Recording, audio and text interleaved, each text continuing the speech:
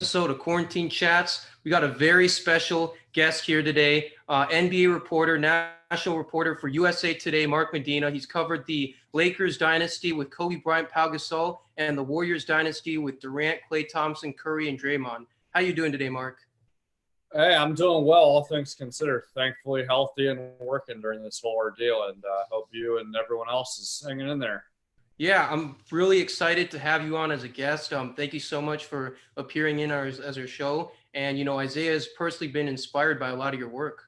Oh, wow. Well, I'm humbled to hear such nice words. Definitely don't take that for granted. I'm honored to be on your show. All right, so we'll start with the first question here. It's related to, the whole COVID-19 crisis. Obviously, there's a lot of speculation as if the season is going to resume. And so we're going to jump to Isaiah, who has a specific question on how this season is going to play out. Yeah, thanks, Steven. But before I go into my first question, I just want to take a moment and thank Mark for all that he's done for my sports media career. I met Mark back at Oracle Arena 2 years ago after one of the NBA Finals games in 2017. I was there working as an usher for the Warriors, and he was there covering the game, and we bumped into each other after both of our nights were done, and we had a conversation about the Warriors-Cavs game and also about how I really wanted to get into the sports media business and be like Mark and cover sports. And that conversation we had really propelled me into the sports media business that I'm in right now and really helped me start this podcast. So Mark, from the bottom of my heart, I just got to say thank you so much for helping me start my career. And the question that I have for you is, I want to start with the billion-dollar question, the question that everyone wants to know. Will the NBA resume? We've heard recently about Orlando and Disney World being the front runner to resume the season. And also we've heard about a potential play-in tournament for the 7 through 15 seeds in each conference. What's the latest as it pertains to the potential resumption of the NBA season? Yeah, well, first off, Isaiah, really humbled and almost speechless about your really kind words and the, you laying out the impact that, our interaction at Oracle Arena did for you, and happy that, all that you've done so far and getting this podcast launched. So happy to lend a helping hand in whatever way I can, no matter how small. But to the question you asked about the NBA, it's very hard to say at this point. They had a meeting with the 30 GMs today. They're going to have more conversations on Friday with their board of governors meeting. What a board of governors meeting is, it's a meeting with all the owners. And from what I've been told, there's not a feeling going in that the NBA is going to come out of this meeting with this definitive resolution of when or if there will be a season. The agenda on the meeting is to, bounce ideas off each other and in terms of weighing the pros and cons of some of the proposals you just outlined. And so my sense is that they're going to have that conversation, then they're going to huddle up, put their notes together, probably have some more talks over the weekend. And then, this isn't definitive, but maybe at some point next week or the following week, there is more clarity on what they're going to do definitively. And as far as the proposals, nothing's ruled out. And so that makes it hard to say which way they're leaning one way or the other.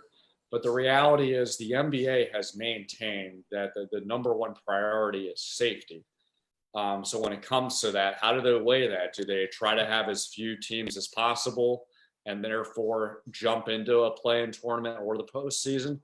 Or do they think it maximizes safety if they have all the teams there and they can play more regular season games in hopes of not even just having more games on TV and getting more revenue, but allowing teams to phase themselves back into the season. And that might reduce the likelihood of possible injuries because these guys have not played any formal practice or scrimmage or even game for over 2.5 months. So it'll be interesting to see how this plays out. And frankly, I have no idea how it will play out because this pandemic is so unprecedented. Yeah, I totally agree with you. I really think the NBA do need to have a few regular season games before they jump right into the postseason. Because as you said, a lot of the guys don't really have access to gyms. Not a lot of guys are really lucky to have their own home gym. So I really think that with the players that aren't really in basketball shape right now, I think they got to have a couple of games, maybe as like a warm up, and then they can jump into the playoffs. Yeah, and the sense seems to be when you talk to, different coaches and agents and GMs around the league is that, guys are going to need 3 to 4 weeks to start ramping things back up with practices. And here's the even more complicated thing. When I asked that question of Chris Paul, who's the head of the players union as the president, a month ago, he hesitated to say an exact timeline because he noted, look, every team's roster is different. Some are veterans, some are young guys, and so it might take longer for some of the veterans to get back into rhythm than some of the young guys. And also, it also depends on, maybe some of the veterans who are star players have had more access to be able to get actual workouts and get up and down the floor because they have either their own gym or have access to one. So not a lot of easy answers with how the NBA figures that puzzle out, as many others.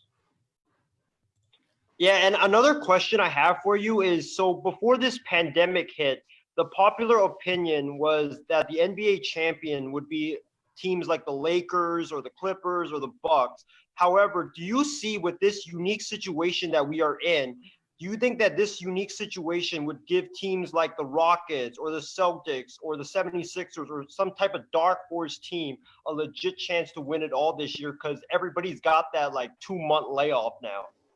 Yeah, it's a good question. At the end of the day, I mostly handicap the favorites the same way I did before the season was suspended. I will say that I expect that the Philadelphia 76ers will significantly improve because Ben Simmons was able to heal a little bit, and he was one of the most notable NBA stars that was dealing with injuries this season. Now with the Lakers, when you talk to LeBron James and some of his other teammates, they have made the point that it's not really, they knock against the conventional wisdom that, hey, this lapse has helped them because they're an older team. They feel like the momentum being stalled could hurt them because they were just starting to shift into gear and putting on the accelerator into full drive. And so it's that equivalent of using this car analogy that they're suddenly asked to come to a complete stop. So how do you regenerate that energy moving forward? But reality is, I think a lot of these teams are going to go through this. The Lakers in particular, because they are a veteran team, I think that they've probably been able to, deal with these circumstances a lot better. Guys like LeBron he has access to his own gym, but I think also because the team is mostly consistent of veterans, they've probably been more disciplined with, the limited training, how they are with their diet, that some of these inevitable challenges that come up with rustiness and getting your timing down won't be as prevalent as maybe with other teams. But it's really a crapshoot. But if I had to guess, I still put the Lakers as the favorite to win, Clippers behind them, and the Bucks. At the end of the day, as it is in normal circumstances, usually talent is the number one thing that determines a team's success. And not to downplay the other factors, but I think that will still be the main thing that goes into play here. Yeah, couldn't have said any better, Mark. It really depends on the circumstances. And you've got to remember, all the teams are handicapped in this situation in the sense that they're not going to get the regular training. And we'll see how the season plays out. We'll see if the Lakers can regain that rhythm. Isaiah, did you have one more thing? Yeah, one last thing I had to say before I turn it over to Ryan was I really think you have to give Frank Vogel, the Lakers head coach, a lot of credit for what he's done this season. We all know coming into this season that Frank Vogel was not the Lakers' top choice, not even their to be their head coach. And Frank Vogel, with the way that he has united this team, the way that he had them playing such great basketball, going down the stretch, beating the Bucks, beating the Clippers, and how he got guys like Dwight Howard, who is a multi-time all-star, to accept a role on the bench is just really, really impressive. Kudos to you, Frank Vogel, for just doing an outstanding job this season. Yeah, I totally agree. I mean, at the end of the day, as you guys know, talent is the number one thing that drives an NBA team. So say, Frank Vogel wasn't doing his job well, I think the Lakers would still be in the mix because you have LeBron James and Anthony Davis. But I agree with your point that because of how, prepared Frank Vogel came in, he knew that he wasn't the not even just the first option. He wasn't the second option. He tried to, do the old cliche of, hey, roll up your sleeves and do some hard work. And that's how you'll gain respect. And I think that there's something to be said that, look, LeBron James is a great teammate, great player, but let's just call a spade a spade. He has had issues with his previous coaches at some point, in different points in time. And here there's been zero of that. There's been so much buy-in. And I think that that's provided a trickle-down effect that because LeBron James has respected him because of his work ethic and he knows what he's talking about and he has good game prep, that other players have bought in. I think, a good reflection of coaching is how well do role players play? Are you putting them in positions to succeed? And I think, for the most part, all these guys have been the best versions of themselves. You could probably argue, otherwise a little bit for Kyle Kuzma and Rajon Rondo, but I think a lot of that had to do more with Kyle Kuzma's injury and him getting through the initial hiccups of, hey, he's not a starter anymore. He's coming off the bench this season. And Rondo, he's been later in his career. But when you look at all the other guys, those two guys in particular have improved throughout the season. All the role guys, I think, have been the best version of themselves. A lot of that credit goes to Frank Vogel, and also a lot of the credit goes to LeBron for elevating them and making them feel empowered. Yeah, Sheree, go ahead, man. Yeah, definitely agree about Frank Vogel. And it's been fun to watch the Lakers this year. It's they've been one of my favorite teams to watch, just from a pure entertainment basis. But my question kind of has to do with college basketball. So recently we've seen top recruits out of high school like Jalen Gill and Dayshawn Nix bypass college ball and go straight to the G League. So what are your thoughts on the future of the G League and how does this impact college basketball and the NBA? Well, it's certainly going to be impacting both parties. And, for college basketball, you almost see the G League as, hey, another recruiting rival, right? It's not so much anymore of just, hey, how do the ACC powerhouses rank against the Big East powerhouses and the Pac-12 and the SEC? Now it's, hey, do you go to the G League? At the end of the day, I think they're in this gray area where it's not like the majority of these prospects are jumping to the G League, but this isn't an aberration either. So college basketball obviously has to take this seriously. And I think that's already paved the way that this one and done rule is eventually going to, be eradicated probably by the next labor deal. And also I think it provides a case study into, okay, what is the best way to develop as a player? I come from the mind that, player empowerment is key. And I totally understand, why players resent the NCAA because they make so much money off of their likeness and they're not getting any of that in return, even both during their playing career and even afterwards. But I still think at the end of the day, when you are playing in college basketball, you are getting a window into the college lifestyle. You have an extra year of development. You do have some, you're able to take advantage of that exposure, where at least that helps with, your draft stock, your development, your name recognition, where, the life in the G League is not glamorous at all. You are, being on buses, you're staying at pretty crappy hotels, you're playing at empty gyms. And I think that can cut both ways. In some respects, it does test, how well are you able to still fall in love with the game, even though you're not getting paid well. You're playing in not great conditions. You're playing, before really a handful of apathetic fans. But on the other hand, with college basketball, you're getting an early test of what it's like to play under pressure, right? Like you have these rowdy fan bases, especially during the tournament.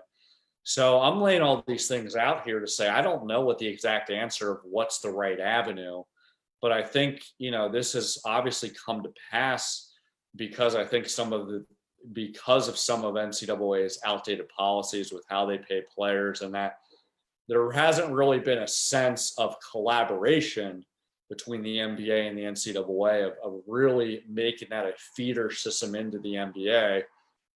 And instead they're clinging to this old notion that, hey, these are all amateur student athletes, when we know that that's really not the case. Yeah. So Shree had a quick follow-up question as far as college athletes being paid to their likeness. Yeah. So like as we all know, in 2021, the NCAA has introduced some legislation that, college athletes can be paid for their likeness. So being that a major issue with college sports is that the athletes are unpaid, do you think that this kind of decelerates the growth of the G League, or do you think that continues even after this?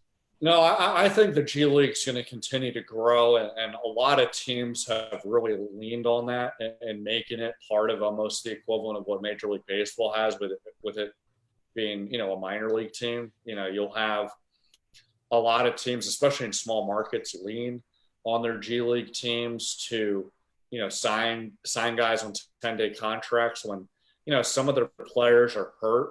Maybe not their franchise guys, but some of their role players, maybe they'll send them down to their G League team to get some time in the scrimmage to help with their rehab. But as far as, the payment solution, again, I come from the perspective of player empowerment and that you should be compensated fairly. But when it comes to paying college athletes, I am skeptical of how it would work in that system of, where there would be a platform with guys being paid directly, because then you open up this whole Pandora's box where then you're having agents getting involved, and there could be something that exposes the difference between the major and mid-major programs, the haves and the have-nots. I think the best solution here is that you're allowed to, work with whatever summer job you have. You get some kind of stipend. So for, the players that come from, tough backgrounds where their families don't have the means to support themselves, it's not like they're living in poverty in college. And also I think the bigger thing is more for post-graduation. Like there should be something written where, players are allowed to get a certain percentage of whatever revenue the university brings because of what they did. And there's not a lot of easy answers, because the reality here is that, because of what the NCAA generates in revenue with all these major programs, I mean, that supports a lot of the non-revenue teams. It supports a lot of the women's teams. And so it really comes down to how you look at this spreadsheet. How does it all even out? I don't have that spreadsheet in front of me. I think philosophically, players should be given their just due, but I don't think it should be through the same platform as it would be in the pros, because I think it would, probably create more problems than solving the ones that are already here. Yeah, that's a great way to wrap it up, Mark. I mean, I think that you're right. It's going to be tough to compensate players in college the same way because of some of the university regulations and NCAA regulations in college. So my question is, we've talked a lot about the evolution of basketball and sports in general over the past 15 to 20 years.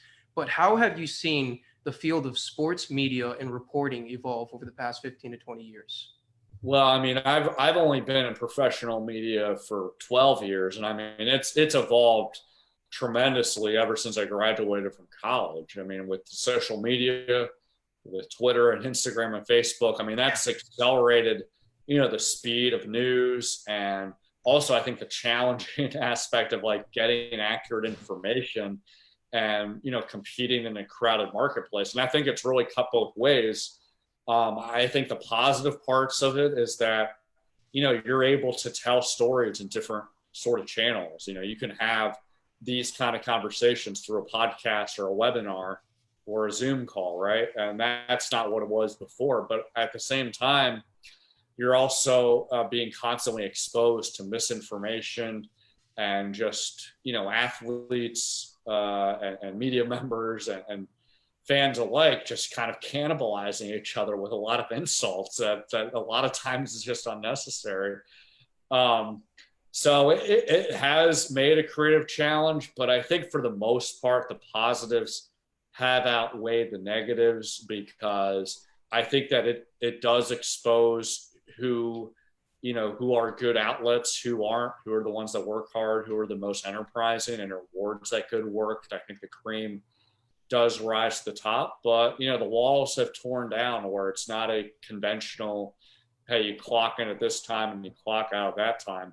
Your deadline is almost never and always, because that's just the nature of the business with how news is. But the thing is, you got to adapt some way, while also, I think, clinging to, I don't want to say old school principles, but some of the traditional ideas of, hey, you know what, even if people are consuming a lot of their news on the phone or on their computer, there still is a value in, reading the hard copy of a newspaper, reading magazines, reading books, having conversations face to face, as opposed to just texting and interacting on Twitter for 140 characters, because sometimes those things get lost in translation.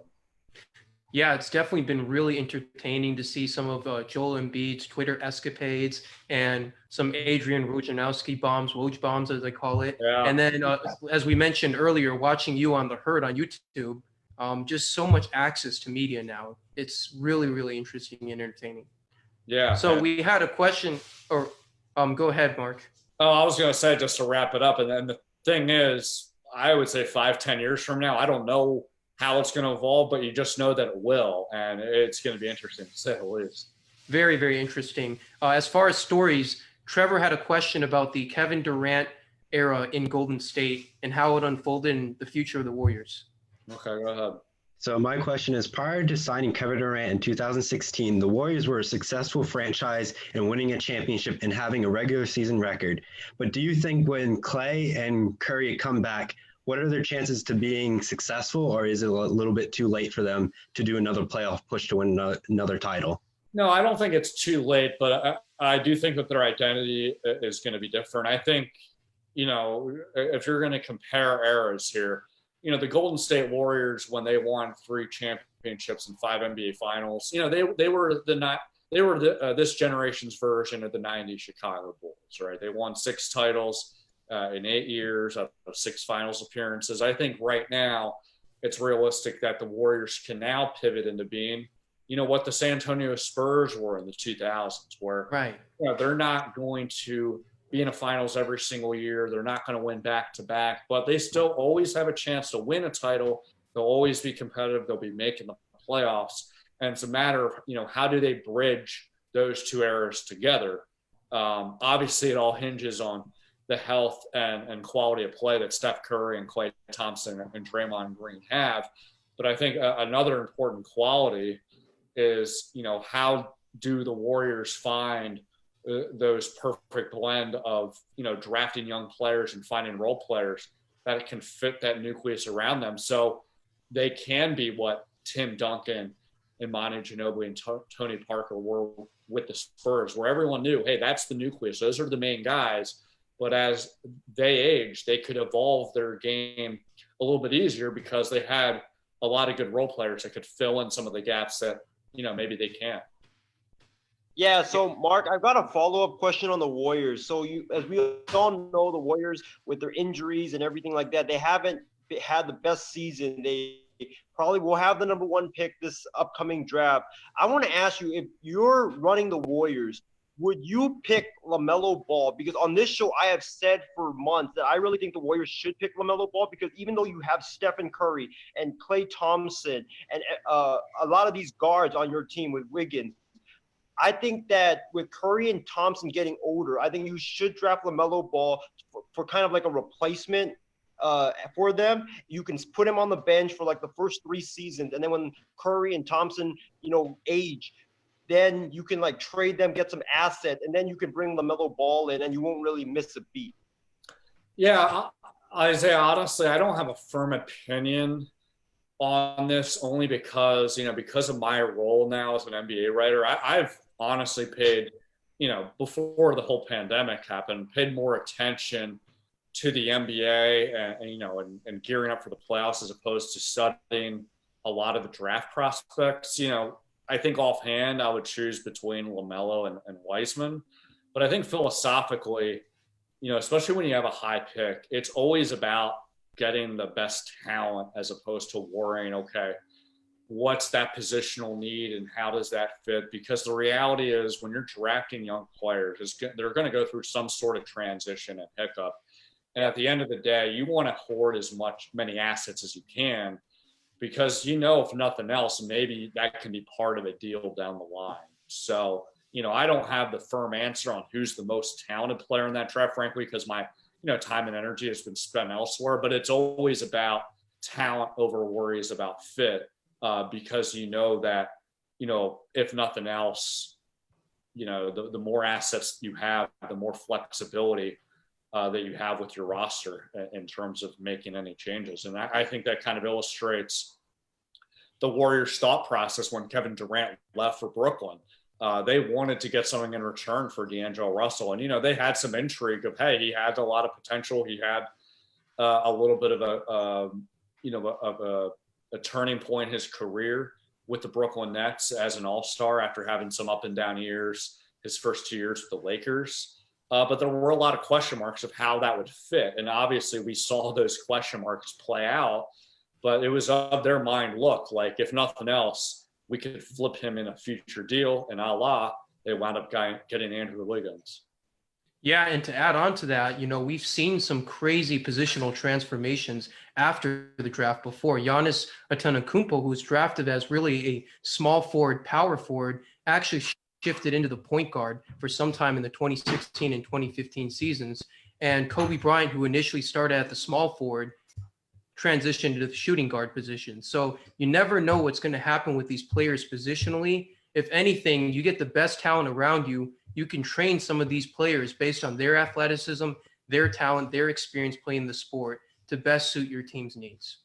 Yeah, you said it perfectly. And I think, the Warriors aren't unique to this, but, a lot of NBA teams, including the Warriors, they also factor in just the guy's character. And is he, a team guy? Is he, what Draymond has famously said a few years ago of, hey, forget 82 game players. How about 16 game players? And what he meant by that is, it's one thing to have some success in the regular season, but are these guys built for the playoffs in terms of handling the pressure, being able to come up in big moments, and also, be versatile where, they can plug into different needs depending on all these, varying rotations.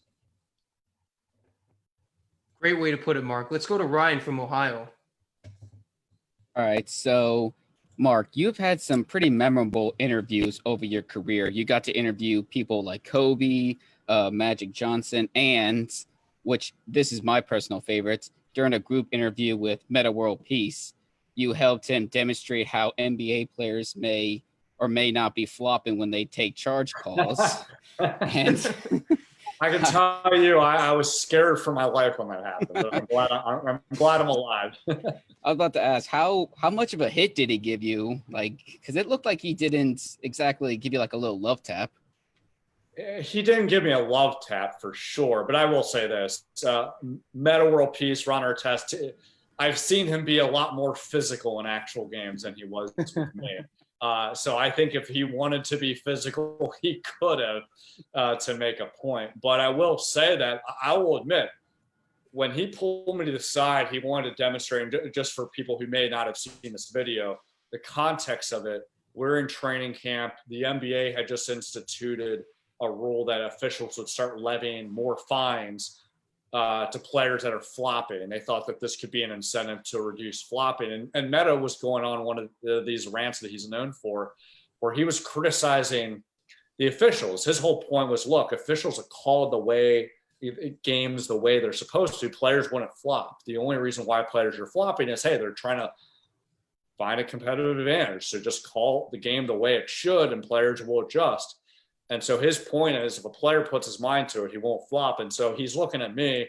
Obviously, I'm not built as an NBA player. I hardly have the same kind of muscle and pounds that they do. So he pulled me aside. He told me, hey, stand, be a man, do not flop. And he charged into me. And I will admit, when he started moving toward me, I had flashes of my image of, okay, this is Ron Artest, the guy who got a suspension for the Palace Brawl for punching a fan and going in the stands. He gave James Harden a concussion by elbowing him. Like, what is he going to do to me?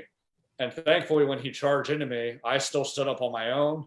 I did not feel hurt at all. And so I started getting a little confident and told him, hey, do it again. And I knew that he wouldn't hurt me. But I will say that there was a split-second thought process in my head where I wondered, this might be it. This might be it. Well, it's great to hear, Mark, that some of the Lakers championship pedigree rubbed off on you, and you were able to take that like a champ, you know? I would hardly say that, but I'm glad that I'm at least alive to tell the tale. So Mark, would you say that was your favorite or most memorable interview, or would you say it was a different one? Well, I mean, that was one of my most enjoyable interactions with Ron. There was a time when the Warriors won the championship in 2018. Nick Young was on the team. I knew Nick from covering his 4-year run with the Lakers. And look, for any Lakers fan that they know Nick Young's up and downs from, having an initial really good season, coming back, and then having frustrations with Byron Scott. He and D'Angelo Russell having that fallout because of the whole leaked video. Oh, yeah. So this all kind of came full circle where, hey, here's a moment where a season after having his resurgence with the Lakers, he signs with the Warriors. He wins his first championship ring. He sees me and pours champagne on me. That was pretty funny. But I will say, the most memorable, those aren't the most memorable. This is the most memorable and unfortunately the most tragic. But I interviewed Kobe Bryant, 9 days before he passed. And it was just a real surreal feeling because, we had set up an interview, for a story I was working on about, hey, how has he managed to pivot from, having this accomplished NBA career to doing all these different things post-retirement with overseeing a storytelling company and, doing podcasts and doing ESPN's Detail and overseeing a sports academy and coaching his daughter. And so, in true Kobe fashion, 4 years after his retirement, he's done a lot of things, but in his mind, he's just getting started. And the other part is, he seemed a lot more at peace than he was during his career. And so it was a real cool moment to just kind of see a different side of it. And then all of a sudden, 9 days later, you get the news that he died in a helicopter crash with his 13-year-old daughter, Gianna. And so, obviously for everyone in the NBA family and the general public, that was a huge tragedy that was hard to stomach. But, the fact that I had that interview so shortly before all that happened made it a lot even more difficult to process and handle. Yeah, I mean, obviously, all condolences go out to Kobe Bryant, Gianna Bryant, and all the lives lost in that helicopter crash. It still resonates with all of us in the basketball community and definitely everyone here in the panel. And I was so touched by his work of Dear Basketball after he had retired. And, sorry you had to go through that experience of interviewing him and then seeing him pass away. Yeah, well, I appreciate the kind words. I mean, I kind of look at it two ways. I'm glad I interviewed him. I mean, obviously I was interviewing him for a story, and that was enjoyable to catch up with him. Certainly wish he was still here, but, not that you have to choose or anything, because that's not what it's about. But I am glad that I was able to catch up with him a little bit, interview him, talk a little bit afterwards with him, as opposed to, not seeing him at all. But, regardless, it's a really tough thing to handle. And, I can't even imagine, just the pain that the Bryant family has gone through and the NBA family. Because, I mean, it's one thing, look, I covered Kobe his last 7 years at the Lakers. It was very enjoyable, but, I'm not going to pretend that I had this like close relationship or I'm friends with him. Like, that's not what this whole gig is about. It's a professional relationship. So, given that, the pain that the family and his close friends and loved ones, are feeling to this day is, beyond comprehension. Yeah, I'm glad that you got the chance to speak with Kobe Bryant on so many occasions. He inspired me a lot personally. Him and Yao Ming had such a big impact on basketball in the Chinese community, and just hoping that relationship continues as strong as it was before. Ryan had a question about. Oh, go ahead, Mark. I'm sorry.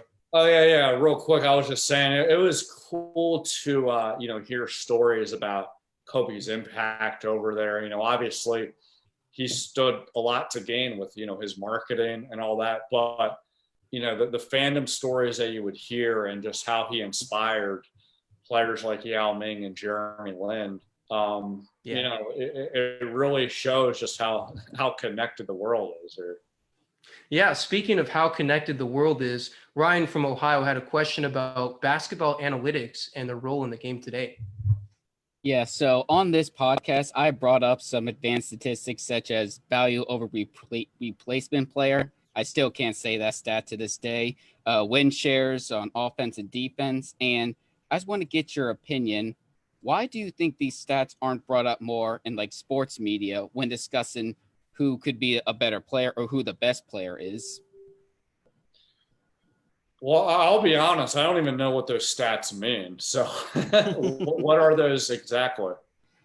I haven't looked up too much into them, but they basically try to estimate how many wins a player contributes based on their play. They also go per 48 minutes, so it doesn't discriminate based on like how few or how many minutes they played. And they break it down into their offense and defense. And then VORP, as it's called, I guess, is how much more value you offer over a replacement player. I assume these aren't exact sciences because there's no possible way to do that, but it's spread across, or it's evaluated evenly to all athletes. And I personally just think it would be an interesting talking point into determining who is like top 5 or who's like the best player in the league currently. So yeah, I guess I'm just curious why this isn't being more utilized. Yeah, well, I'll be honest. I think, number one, it has to do with, what do these stats really tell? And until it really registers what it means, there's not going to be as much of an appreciation for that. But I do think that, for the most part, the NBA has become more open to analytics. A lot of basketball operations have, hired those experts and they pass along that data to the coaches. I think it's all about of how do you master both, and I don't think it's mutually exclusive. I don't think that most coaches are necessarily opposed to analytics. I think a lot of coaches actually look at it, and it is helpful. I think for specifically like player tendencies, like hey, like how productive is this guy going left, going right, like where his sweet spots. But I think the danger zone that some players and coaches do have is look, like these guys have an innate feel for the game, and a lot of it's instincts, a lot of it is just human nature, and you don't want to replace a computer algorithm into those things. You want to be able to meld them together. So the sense that I get when you talk to, even the more progressive coaches like Greg Popovich and Steve Kerr and even Mike D'Antoni, I mean, they're always going to put, the player instincts and their own instincts number one, and then they'll look at analytics as a tool.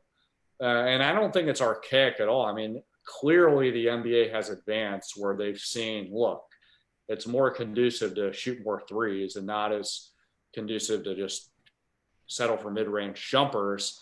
But there is a fine line in a gray area that, you know, you don't want to do it to the expense where you're taking away a player's strength. You know, guys like Kevin Durant and DeMar DeRozan and other players, like, they really excel making those shots. And if it's open, like, take it.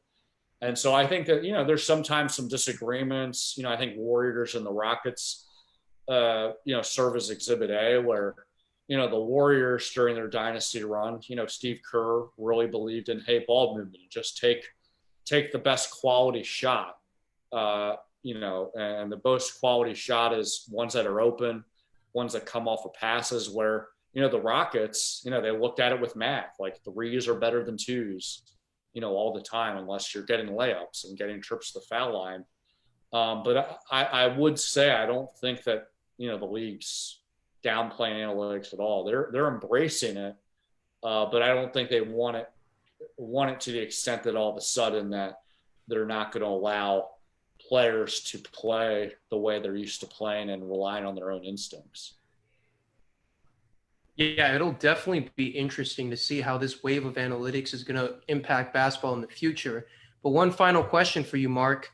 I'm going to keep it simple. Greatest player of all time, Kareem Abdul-Jabbar, Michael Jordan, or LeBron James? And I'm not going to make you run a computer algorithm to answer this one. Good, because I wouldn't know which ones to put. And it's not even a matter Right. of how many championships, whatever. I would put Michael Jordan at the top there. It's really hard to say underneath that. You can make a case for a lot of guys, but if you're asking me to choose among those three, I would choose Michael first, LeBron second, and Kareem. And I can walk you through it here.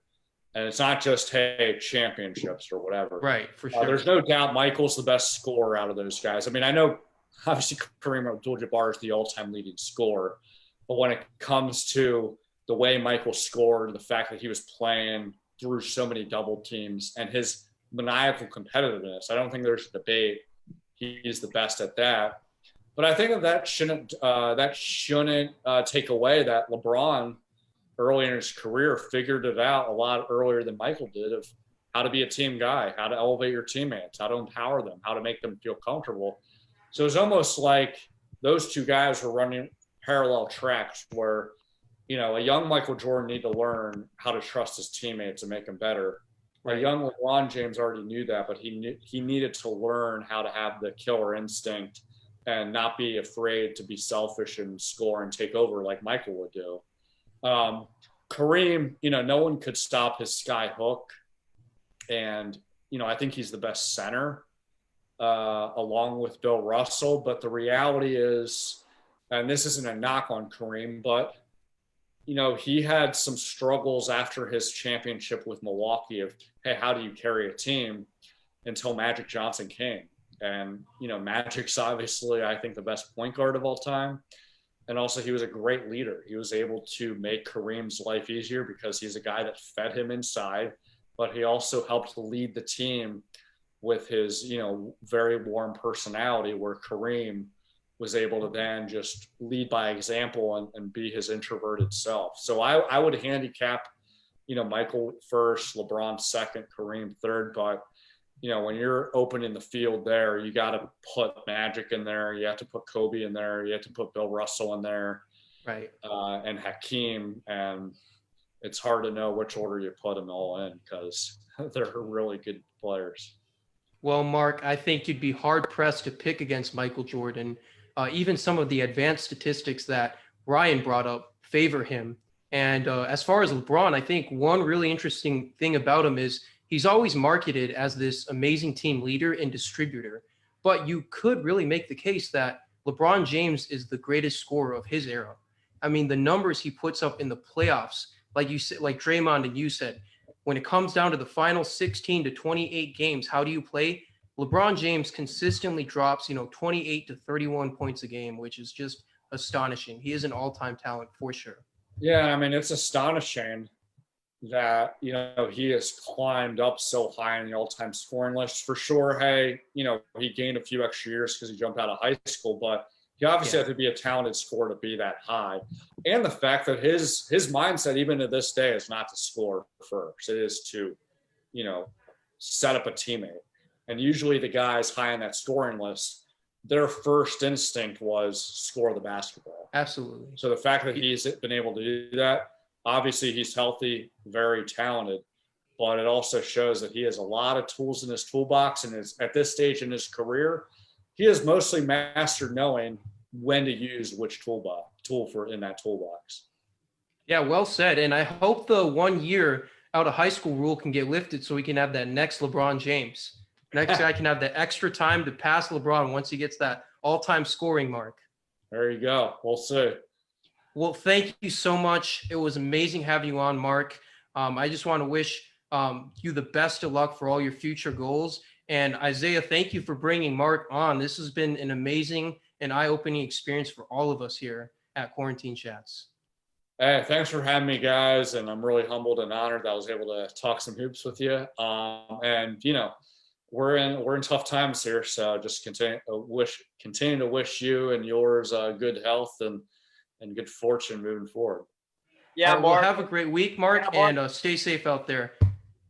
Yeah, Mark, like Steven said, thanks for coming on. It was a great pleasure. And feel free to, if you want to jump on, just Instagram DM me and we'll set it up. Sounds like a plan. Be well, Perfect. guys. All right. Thanks, man. Bye, Mark. Thank you so much, Mark. Thank you so much, Mark. Yeah, thank you.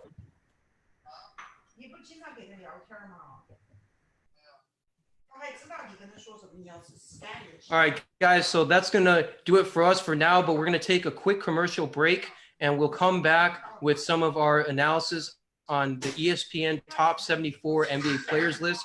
Brian and Isaiah got a lot to say about it. I got a lot to say about it as well. Steph Curry, Kawhi Leonard, Kevin Durant, Damian Lillard, all these players are going to be mentioned, so be sure to tune in, guys. I'm going to put us on a quick commercial break. Isaiah. And also, yeah, one last thing I got to say is that also when we come back, we're going to be ranking our top 5 shooting guards.